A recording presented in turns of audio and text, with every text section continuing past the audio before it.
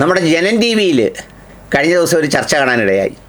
ആ ചർച്ചയിൽ നമ്മുടെ അനിൽ നമ്പ്യാർ അദ്ദേഹവും ഏതാണ്ടൊരു ബുദ്ധിജീവിയും തമ്മിലുള്ള ചർച്ചയാണ്.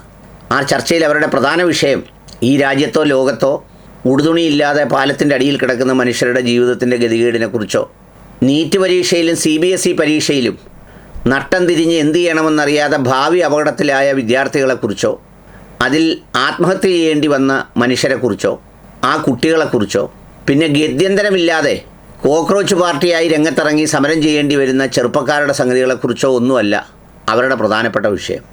അവരുടെ പ്രധാനപ്പെട്ട വിഷയം എന്താണെന്ന് വെച്ചാൽ, ചിലരൊക്കെ നമ്മളൊക്കെ ഈ ചിലപ്പം ഭയങ്കര ടെൻഷനോടെ പരീക്ഷ എഴുതാൻ പോവും, അല്ലെങ്കിൽ ചിലപ്പോൾ ജോലിയുടെ ഇൻ്റർവ്യൂവിന് പോവും, അല്ലെങ്കിൽ ഏതെങ്കിലും കേസുമായി ബന്ധപ്പെട്ട വിഷയങ്ങൾക്ക് പോകുമ്പോൾ ഞാൻ വളരെ അസൂയയോടെ നോക്കിക്കാണുന്ന ചില ആളുകളുണ്ട്. അവർ ഈ ജംഗ്ഷനിലും കവലകളിലും ഒക്കെ നിന്ന് ഒരു കൈയിൽ ചായയും പിടിച്ച് മറു കൈ ദേ താഴേക്കിട്ട് പെതിയെ ഈ തട്ടുടുത്ത മുണ്ടിനകത്തേക്ക് വിരലുകൾ കടത്തി വളരെ സന്തോഷകരമായി വീണക്കമ്പിയുടെ നാദം മീട്ടുന്നത് പോലെ ആ വിരലുകൾ ഇങ്ങനെ ഓടിച്ച് ചൊറിഞ്ഞ് സന്തോഷം കൊണ്ടിങ്ങനെ നിന്ന് ആ ചായ ഊതി ഊതി കുടിക്കുന്നവരെക്കുറിച്ച് എനിക്ക് ഭയങ്കര അസൂയ വന്നാറുണ്ട്. എത്രയോ ഭാഗ്യവാന്മാരാണ് അവരെന്ന് ഞാൻ വിചാരിക്കാറുണ്ട്. നോക്കൂ, ഒത്ത സമ്മർദ്ദമില്ല, ടെൻഷനില്ല, ഒന്നുമില്ല. ആകെ ആ ചായ കുടിക്കുമ്പോൾ കിട്ടുന്നൊരു സുഖവും സന്തോഷമൊക്കെ. എനിക്ക് ഈ ചർച്ചയിൽ പങ്കെടുത്ത അവതാരകനെ കണ്ടപ്പോൾ, ഈ അവതരിപ്പിച്ച ആളിനെ കണ്ടപ്പോൾ എനിക്ക് ആ സുഖമാണ് തോന്നിയത്. കാരണം എത്രയോ പിരിമുറുക്കമുള്ള ഈ ലോകത്ത് അതൊന്നും ശ്രദ്ധിക്കാതെ ഈ കാര്യത്തിലും ഈ സ്ഥലത്തും വിരലുകൾ ഓടിച്ച് അതിൻ്റെ ഒരു സുഖം അനുഭവിക്കുക എന്ന് പറഞ്ഞാൽ ഒരു ചെറിയ കാര്യമല്ല. ദേ ആ വിഷയം ഒന്ന് കേട്ടു. ദേഹം മുഴുവൻ ഇപ്പം സൗദി അറേബ്യ പോലെ അല്ലെങ്കിൽ ഗൾഫ് രാജ്യങ്ങളിൽ അവിടുത്തെ കാലാവസ്ഥയുടെ അടിസ്ഥാനത്തിലായിരിക്കുമല്ലോ അവിടെ ഈ പർദ്ദ പോലുള്ള ഡ്രസ്സുകൾ വന്നത്. ഇന്ത്യയിൽ അത് സത്യം പറഞ്ഞാൽ അതിന്റെ ആവശ്യമില്ല. അവിടെ പോലും മാറ്റി, സൗദിയിലൊന്നും ഇല്ല, അതെല്ലാം മാറ്റി. അവിടുത്തെ എന്താ പറയുക, ഡെസേർട്ടിലെ മരുഭൂമിയിലെ ചൂട് കാറ്റിനെയൊക്കെ പ്രതിരോധിക്കാനൊക്കെ ആയിരിക്കാം ഒരുപക്ഷെ അത്തരം വസ്ത്രങ്ങളൊക്കെ വന്നത്. പക്ഷെ അത് അവിടെ പോലും മാറ്റി തുടങ്ങി. ഇപ്പൊ നമ്മുടെ അവസ്ഥ, നാട്ടിൽ എന്താ അവസ്ഥ? അങ്ങനെ ഒരു വർത്തമാനമുണ്ട്. ഈ അവിടുത്തെ ചൂട് വസ്ത്രങ്ങളെ പ്രതിരോധിക്കാൻ വേണ്ടിയാണ് പർദ്ദ കണ്ടുപിടിച്ചതെന്നാണ് പറയുന്നത്. സാധാരണ ഭയങ്കര തണുപ്പത്താണ് നമ്മൾ മൂടി പുതച്ച് നടക്കുന്നത്. ഈ യൂറോപ്യൻ രാജ്യങ്ങളിലെല്ലാം നല്ല തണുപ്പാണ്. എന്നിട്ടും അവരിട്ടുകൊണ്ട് നടക്കുന്ന ഡ്രസ്സ് കണ്ടാൽ, നമ്മുടെ ഈ കുറുപ്പിൻ്റെ ആശുപത്രിയിൽ ഞങ്ങളുടെ കൂടെ ഒരു പ്രസവാശുപത്രിയുണ്ട്, അവിടുന്ന് ഈ പ്രസവിച്ച് 1 മാസമൊക്കെ കഴിഞ്ഞ് പിള്ളേരിറങ്ങി നടക്കുന്ന പോലുള്ള വളരെ കുറച്ച് വസ്ത്രം. എന്തോ ഒരു സൗകര്യമാണെന്നറിയാമോ? അത് ഒരു വീട്ടിലെ എല്ലാവരുടെയും കൂടെ 1 മാസം കഴിയാലും ഒരു ചെറിയ ബക്കറ്റിനകത്തിട്ട് കഴുകാവുന്ന അത്രയും വസ്ത്രമേ ഉള്ളൂ. പിന്നെ അത് കാണുന്നവർക്ക്, പ്രത്യേകിച്ച് അവിടെ നിന്നും ആർക്കും ഇല്ലെങ്കിലും ഇപ്പോൾ ഈ അവതരിപ്പിച്ച ആളിനെ പോലെയുള്ള ആളുകൾക്കൊക്കെ കണ്ടാൽ ഒരു നയനാനന്ദകരമായ ഒരു കാഴ്ചയാണ് അത്. അതൊരു സന്തോഷകരമായ കാഴ്ച. ആ കാഴ്ചയെ പല രീതിയിൽ വ്യാഖ്യാനിക്കാം. പണ്ടൊരിക്കൽ ഞാനൊരു ബസ്സിൽ യാത്ര ചെയ്യുമ്പോൾ ഒരു ട്രാൻസ്പോർട്ട് ബസ്സിൻ്റെ ഫ്രണ്ടിൽ നിന്നാണ് പോകുന്നത്. അന്ന് ഞാൻ MSWന് ഫസ്റ്റ് ഇയറോ മറ്റു പഠിക്കുക. അപ്പോൾ ഈ ഡ്രൈവർ, ഞാൻ കണ്ടക്ടറൊക്കെ ആയിട്ട് സ്ഥിരം നല്ല കമ്പനിയാണ്.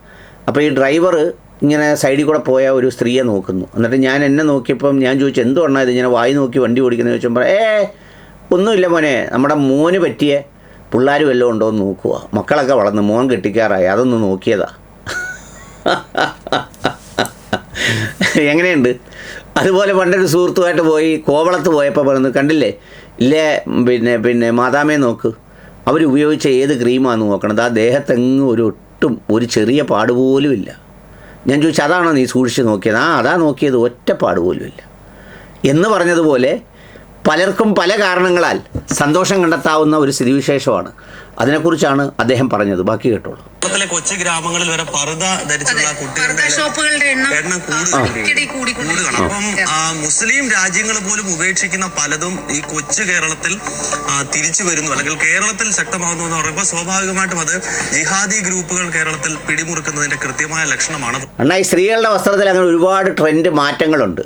അണ്ണം വിവാഹിതനാണോ അതോ വളരെ ചെറുപ്പത്തിലെ ഈ ഇതൊക്കെ ആയിട്ട് പ്രവർത്തിച്ച് കല്യാണം വേണ്ടാന്ന് പറഞ്ഞ് നിൽക്കുക, അല്ലെങ്കിൽ ഭാര്യമാരോട് ചോദിക്കണം. ഒരുപാട് വസ്ത്രങ്ങളിൽ അവരുടെ ഒരുപാട് പുതുമകളും ഒരുപാട് വസ്ത്ര ഷോപ്പുകളും ഒക്കെ നമ്മുടെ നാട്ടിൻപുറത്ത് ഇഷ്ടം പോലെ. പണ്ടൊക്കെ നമ്മൾ കണ്ടിട്ടുണ്ടോ, ആകെ ഒരു ചെറിയ കടമുറിക്കകത്ത് റെഡിമെയ്ഡ് ഷോപ്പ്, ആ ഷോപ്പ്, ഈ ഷോപ്പ് എന്നൊക്കെ പറഞ്ഞാണ്.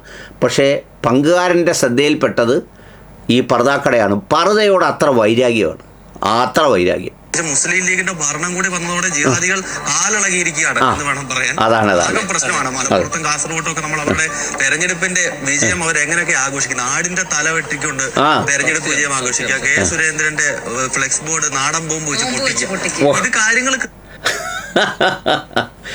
ആടിന്റെ തലയറുത്തതിന് യാതൊരു മര്യാദയില്ലാതെ ആ പ്രവൃത്തിയെ നടപടി അടക്കം എടുത്ത് തള്ളി പറഞ്ഞിട്ടുണ്ട്. ഇതൊക്കെ കണ്ടുള്ളൂ.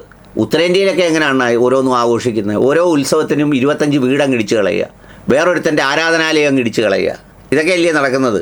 പിന്നെ ദേഹം മുഴുവൻ ഇപ്പം സൗദി അറേബ്യ പോലെ അല്ലെങ്കിൽ ഗൾഫ് രാജ്യങ്ങളിൽ അവിടുത്തെ കാലാവസ്ഥയുടെ അടിസ്ഥാനത്തിലായിരിക്കുമല്ലോ അവിടെ. ഇതാണ് അദ്ദേഹം പറഞ്ഞത്. സത്യത്തിൽ എനിക്കിത് കേട്ടപ്പോൾ മനസ്സിലായെന്ന് അറിയോ, ആരെയോ ഒരാളിനെ ഒന്ന് കാണാൻ അണ്ണൻ ആഗ്രഹിച്ചു. പക്ഷേ ആ ആൾ പർദ്ദയിലാണ്. ഒരുപാട് കാലങ്ങളായി അണ്ണൻ ചുറ്റി നടന്നിട്ടും അണ്ണൻ ഉദ്ദേശിക്കുന്ന അത്രയും കാണാൻ കഴിയാത്തതിൻ്റെ ഒരു ദുഃഖം പോലെയാണ് അണ്ണന് തോന്നിയത്. അപ്പം ഞാൻ വിചാരിച്ചു, ഇത് ശരിയാണോ, ഇങ്ങനെയൊക്കെ ഉള്ളത് സത്യമാണോ എന്ന് അന്വേഷിച്ചപ്പോഴാണ് ഈ പറഞ്ഞതുപോലെ ഇന്ത്യയിൽ വസ്ത്രം ധരിക്കുന്നവരെ കുറിച്ച് ഒരു പഠനം നടത്തിയത്. അതിൽ ചില വിഭാഗങ്ങളുണ്ടെണ്ണ കേട്ടോ. അതിലൊന്ന് സെൻറ്റനിലീസ്, ബാഹ്യലോകവുമായി യാതൊരു ബന്ധവുമില്ലാത്ത ജനവിഭാഗങ്ങളാണ്. ഇലകളും മരത്തോലുകളും കൊണ്ടുള്ള വസ്ത്രങ്ങൾ മാത്രമേ അവർക്കുള്ളൂ. അവർ വേറൊന്നും ധരിക്കാറില്ല. ജരാവകൾ, ഇവരും പൂർണ്ണമായി വസ്ത്രം നടത്താറില്ല. മരത്തോലും പൂക്കളും കൊണ്ട് നിർമ്മിച്ച പരമ്പരാഗത വസ്ത്രങ്ങൾ മാത്രമാണ് ഉടുക്കാറുള്ളത്. ഷോംബേൻ ഓങ്കെ ഈ വിഭാഗത്തിലും വളരെ കുറഞ്ഞ അളവിൽ മാത്രമേ ഇതൊക്കെ ഉപയോഗിക്കുകയുള്ളൂ. പിന്നെ മധ്യ ഇന്ത്യയിലെ മറ്റ് ചില ഗോത്രങ്ങളെക്കുറിച്ച്. അബൂജ് മരിയ, ബസ്തർ മേഖലയിലെ കാടുകളിൽ ജീവിക്കുന്ന ഗോത്രത്തിലെ പുരുഷന്മാരും സ്ത്രീകളും പരമ്പരാഗതമായി ശരീരത്തിൻ്റെ താഴത്തെ ഭാഗം മാത്രം മറയ്ക്കുന്ന ചെറിയ തുണികളെ ധരിക്കാറുള്ളൂ. അപ്പോൾ അണ്ണന് അതൊഴിച്ചുള്ളത് മൊത്തം കാണാൻ ആഗ്രഹമുണ്ടെങ്കിൽ ഈ അബൂജ് മരിയ വിഭാഗത്തിൽ പോയാൽ സുഖമായി അവിടെ ജീവിക്കാം. അവരും ഈ പറഞ്ഞതുപോലെ ഹിന്ദു ദേശീയതയുടെ ഭാഗമാണ്. പിന്നെ ബോണ്ട ഗോത്രക്കാർ, ഒഡീഷയിലെ മാൽക്കൻഗിരിയിലെ മലനിരകളിൽ ജീവിക്കുന്ന ബോണ്ട ഗോത്രത്തിലെ സ്ത്രീകൾ ശരീരത്തിൻ്റെ മുകൾ ഭാഗം വസ്ത്രങ്ങളാൽ മറയ്ക്കാറേയില്ല. അതിനു പകരം കഴുത്ത് നിറയെ മുത്തുമണികളും മാലകളും വലിയ വളയങ്ങളും ധരിക്കുകയാണ് അവരുടെ രീതി. അരയ്ക്കൊപ്പം ചെറിയ ഒരു തുണി മാത്രമാണ് ഉടുക്കാറുള്ളത്. നാഗാലാൻഡിലെ നാഗാഗോത്രങ്ങൾ, അതിലെ ചില വിഭാഗങ്ങൾ. നാഗാലാൻഡിലെ കാടുകളിൽ ജീവിക്കുന്ന ചില ഉൾനാടൻ നാഗാഗോത്രങ്ങളിലെ പുരുഷന്മാർ പരമ്പരാഗതമായി കൗബീനത്തിന് സമാനമായ ചെറിയ വസ്ത്രങ്ങൾ മാത്രമാണ് ധരിക്കാറുള്ളത്, കോണകത്തിന് തുല്യമായ.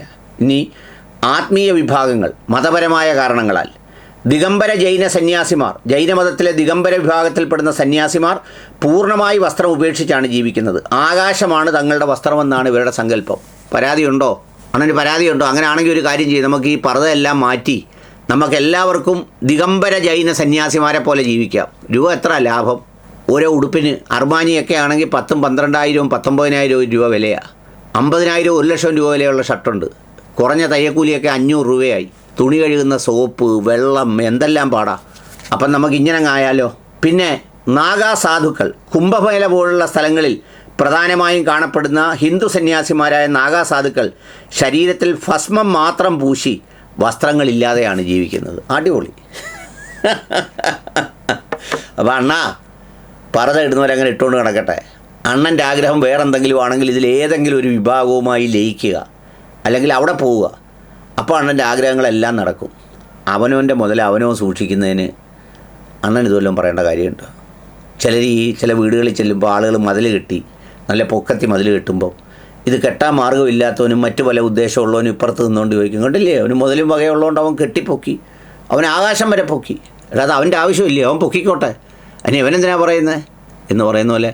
എന്തുവാണ് ഇതാണോ ഒരു ഇതിനകത്തിരുന്ന് ചർച്ച ചെയ്യേണ്ട? എല്ലാവരും അവിടെ പർദ്ദ ഇടുന്നു, വേറെ ഇല്ലാത്തവർക്ക് എന്തെങ്കിലും തുണി വാങ്ങിച്ചു കൊടുക്കുന്ന കാര്യം ചർച്ച ചെയ്യും. കഷ്ടം.